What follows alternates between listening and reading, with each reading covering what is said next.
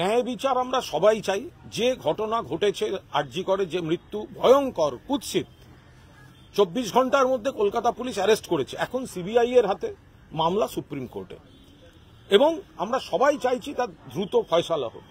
কিন্তু তা বলে যে একাংশ থেকে একটা আওয়াজ তোলা হচ্ছে যে পুজো ছোট করুন, পুজো বন্ধ করুন, উৎসব করবেন না, এই যে একটা ক্যাম্পেন, আমি এদের অনুরোধ করব, দেখুন পুজো এবং উৎসব মানে শুধু এরম ব্যাপার নয় যে উৎসব বলতে যে একটা বিরাট বাহুল্য, উৎসব বলতে আমরা কয়েকজন নাচানাচি করছি, ব্যাপারটা উৎসব তা নয়।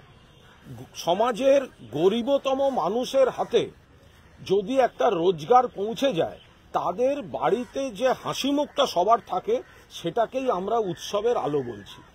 এবার সেই জায়গায় দাঁড়িয়ে পুজো মানে এই যে মৃৎশিল্পীদের একটা এত বড় একটা কর্মকাণ্ড চলে, এতগুলি পরিবার পাশাপাশি, আপনি যদি ধরেন ডেকোরেটর থেকে শুরু করে লাইটম্যান থেকে প্রতিমাকে যারা সাজাবেন, সেই কুটির শিল্প, হস্তশিল্প থেকে শুরু করে এই গোটা বিষয়টা, এমনকি যখন মানুষ ঠাকুর দেখতে বেরোন, আপনি বলছেন বেরোবেন না, আমি বলছি দয়া করে মনে রাখবেন ফুটপাতের দুধারে এমন অসংখ্য বিক্রেতা ছোটদের জন্য বেলুন, খেলনা, নানা রকম মণিহারি জিনিস নিয়ে বসে থাকেন।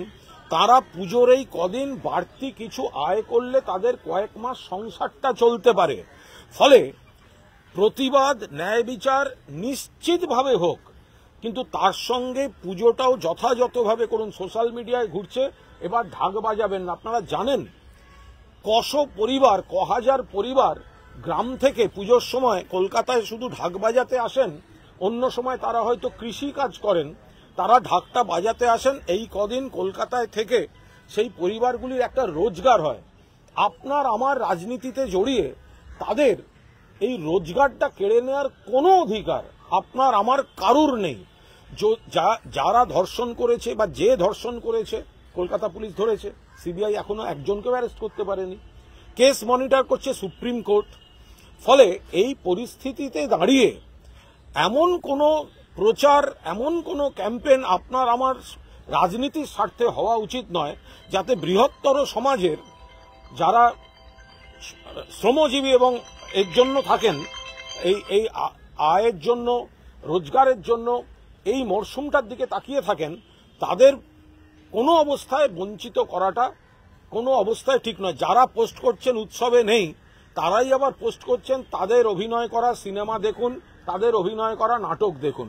সবার সব চলবে, শুধু পুজো ছোট হবে আর পুজোর সঙ্গে জড়িত অর্থনীতিটা বিপর্যস্ত হবে, এটা কিন্তু হতে দেওয়া যায় না। এটা কাকে বলছেন? সিনেমা দেখুন, নাটক দেখুন?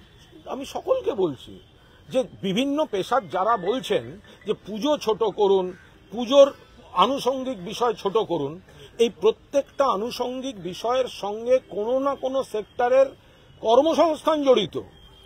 আপনি যদি আজকে বলেন একটা অনেক জায়গায় গানের অনুষ্ঠান স্বাভাবিক শোকের পরিবেশে বাতিল করতে হচ্ছে, এটা খুব নিশ্চিত, এটা হতেই পারে, সমর্থন করছি। কিন্তু পাশাপাশি মনে রাখুন, সেই সঙ্গীত শিল্পীকে কেন্দ্র করে যারা বাদ্যযন্ত্রগুলি বাজান, যারা শব্দযন্ত্রী, যারা সেখানে ওই টিমটার সঙ্গে কাজ করেন, প্রত্যেকের রোজগার কিন্তু বন্ধ হতে শুরু করেছে। ফলে ছোট করুন, বন্ধ করুন, এটা কত লোকের কর্মসংস্থানে আঘাত করছে, এটা যেন দয়া করে আমরা সবাই মনে রাখি। সব আপনি বন্ধ করুন বলছেন, প্রাইভেট হাসপাতাল, প্রাইভেট নার্সিংহোম চলছে, ডাক্তারবাবুরা সেখানে পুরো ফি নিয়ে সমস্ত রকম চিকিৎসা করছেন, আর গরিব মানুষ সরকারের হাসপাতালে যেতে গেলে তার জন্য চলছে কর্মবিরতি।